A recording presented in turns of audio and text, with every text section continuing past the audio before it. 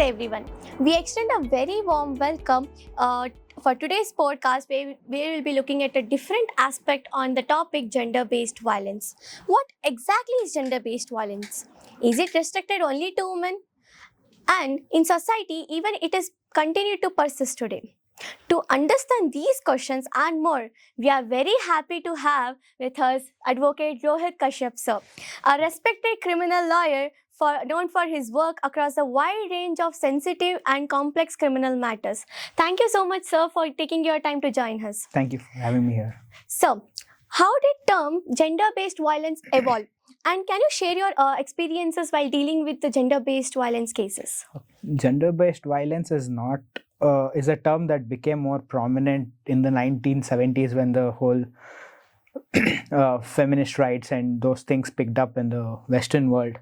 But if we look at from the Indian perspective, I believe it's been there inherently in our culture, where we respect women or we respect each other with the same equality, where there is no act of violence or crime against another person based on their gender as such.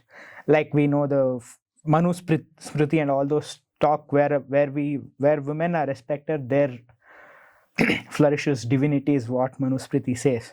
So when that being the case, in Indian culture, I think if we introspect into our Indian culture, I think this has been an age-old concept where women are considered to be the Shakti or the Stree Shakti. So that is one aspect of looking at it. But GBV as a concept, I think it's a more of a westernized term that has caught up in the Indian context post the 1970s. With my experience of handling these, I think the main issue is one, that the way the human mind is, or our societies are conditioned today, where it's more about it's more about dominance and power more than sensitivity, and where we don't consider the other person as a complementary aspect in our life than where we see them as a opponent, or where we see that, or where we think that we should assert our dominance over the other. I think this is the key or the underlying issue which stems, or which why the people perpetrate gender-based violences in our society. So, since the modern term gender-based violence has arrived recently, but the idea of respecting women has been evolved since our Indian philosophy. So, how do you think its historical perspective influences the way we approach the gender-based violence cases today? One aspect is, I think, in the recent times, we as a country and as a society have relied more on the Western literature and Western practices than looking into our own cultures, where there have been numerous instances like Kitturani Chennamma, Onake Obava. All these people have been that figure where they show that we can stand up against the society and our oppressors. One, and even when we talk about the philosophical people like Akka Mahadevi, all these people, they have shown what women as such are capable of. But one thing which I think we have to discuss about or ponder upon is that gender-based violence, even though it is predominantly against women, there have been instances where people who belong to the transgender community or gender non-conforming people, even they have their own share of gender-based violences. But since the way the society works, and specifically in India, since it is more against women, I think the more we look into it, how our Manusmritis and our other Vedic texts and all these Mitakshara literature, all these things, I think will give us a better perspective of how to deal with it.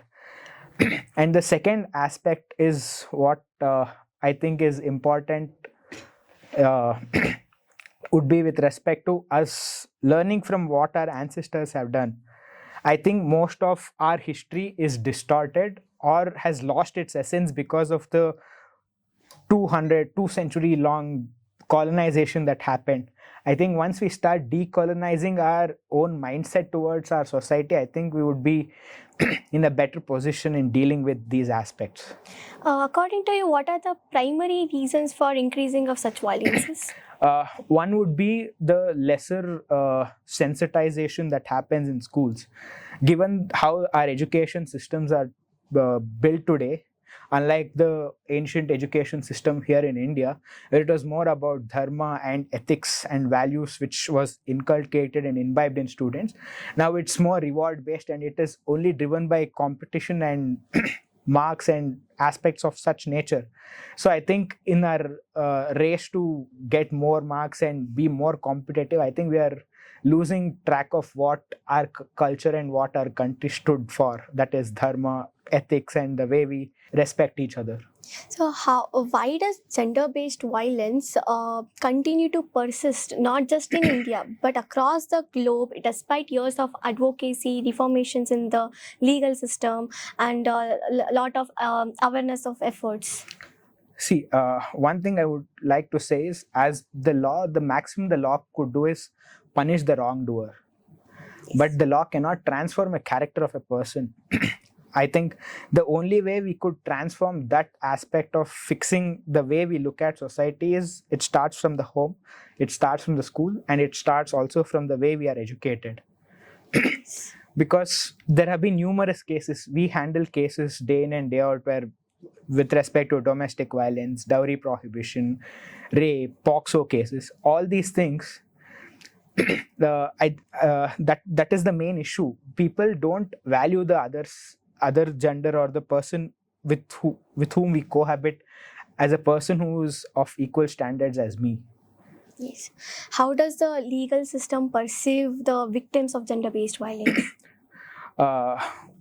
One thing I would say is the legal system has shifted from, or the legal system has realized that we should not re-victimize the victims. In the sense, let us say the person who is a victim of a gender-based crime, the first thing, she's already a victim, then she is asked questions again and again before the police, then the court, then the media. So what happens is that the victims are victimized again and again, so it becomes more difficult for them to come out of that trauma.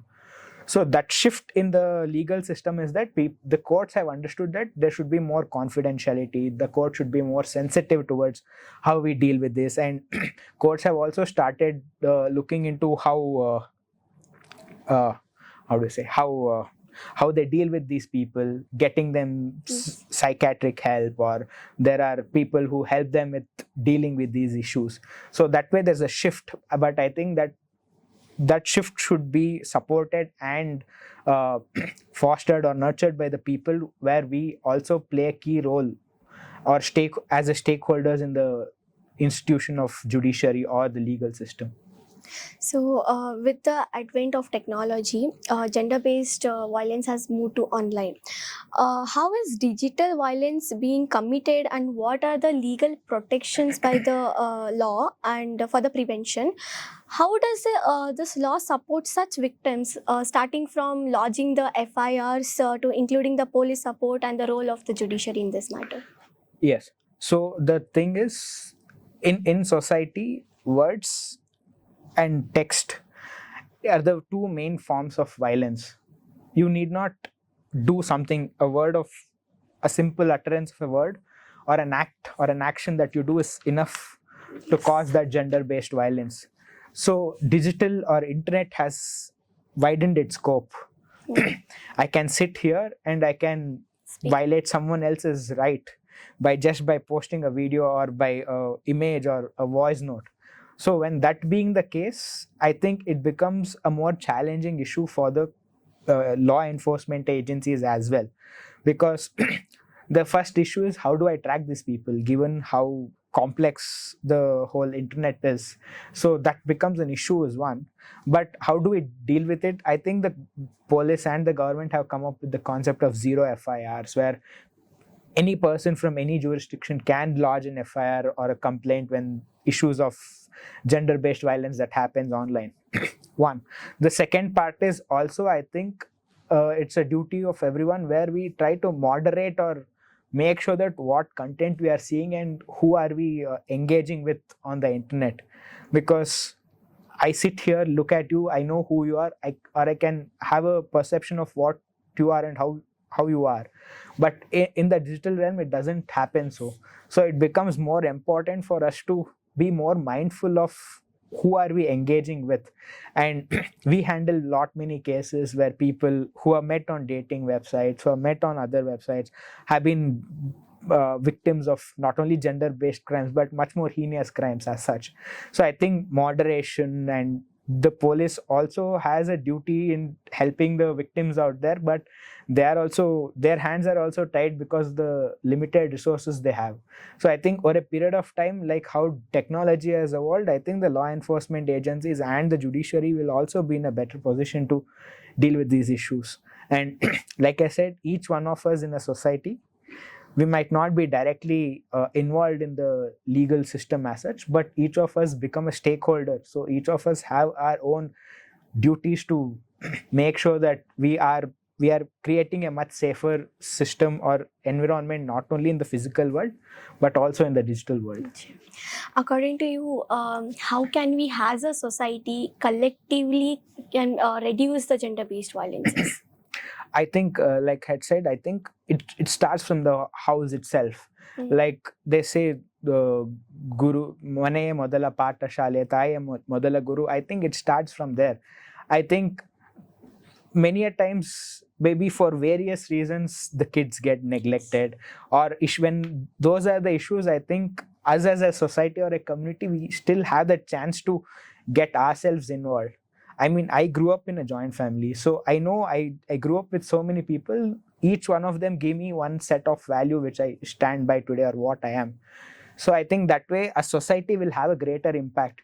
And I think the main issue is we are so indulged in our own lives that we are on a blinder and we are not seeing what is happening around us. So I think if we could lose that blinder for some time and see if we can help each other out, I think that would be the first step towards us building a safer society. Would you like to share us any cases that you have come across of gender-based violence? Gender-based violence, I think I do a lot of pro bono cases. Yes. With gender-based violence victims, like domestic violence, dowry prohibition, and POXO cases. There the issue is that especially in POXO cases, I wouldn't say that the kids are wrong because they become a victim of a POXO offense or a gender-based violence. But again, like I said, most of the times these offenses under the POXO happen or is perpetrated by a person who knows the kid. Right, that becomes a major issue. One of the cases I handled, it was of the same nature. The person who had sexually assaulted a child was her own coach, was her own teacher. So when people hold that authority or that influence over the kid, that becomes a very sticky situation or a very difficult situation to deal with. Neither can we blame the kid because she wouldn't have had that amount of understanding to understand what's happening around her. Neither can we blame the parents because the parents put the trust in the institution to which they send their kids. I think again it's a collective thing where there is an inherent change in how we look at the society. What do you think, like, families are able to come forward to the file the gender-based violence cases on their kids? I mean, that's a very again, I would say people who come before the police or the courts or the public and say that this is what has happened, they're very brave, because given how our society views a victim is never sympathized with. They're more shunned away from the society.